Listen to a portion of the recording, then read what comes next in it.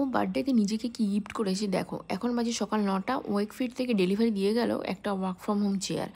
তো ও দেখেই সকালবেলা খুশি হয়ে গেল। তো চলো এটাকে অ্যাসেম্বল করা যাক। এখানে ও অলরেডি দেখো বক্সটা খুলছে, আর দেখে তো খুবই খুশি হয়েছে, কারণ কি অর্ডার দেওয়ার মানে স্টোরে গিয়ে অ্যাকচুয়ালি আমরা চুজ করেছিলাম। তো তার 2-3 দিনের মধ্যে এটা ডেলিভারি দিয়ে গেছে।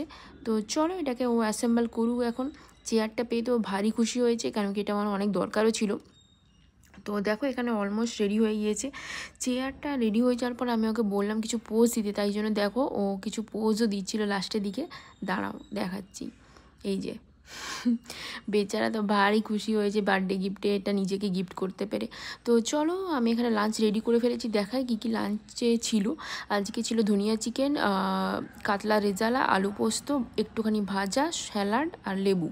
এখানে আবার এই ধনিয়া চিকেনটা ওই বানিয়েছিল, কেন কি লেট হয়ে যাচ্ছিলো। এখন বাজে প্রায় 2টো মতো। লাঞ্চে এত লেট করা ঠিক নয়, সেজন্য ও আমাকে হেল্পও করছিল। তো চলো খাওয়া দাওয়া করা যাক। আজকে দিনটা লাইটই ছিল। দেখো রাতে বানালাম এগ দিয়ে ইয়াকনি পোলাও। এটা একটা বাংলাদেশি ডিশ। তোমরা বলো আমাদের সারাদিনটা তোমাদের কেমন লাগলো।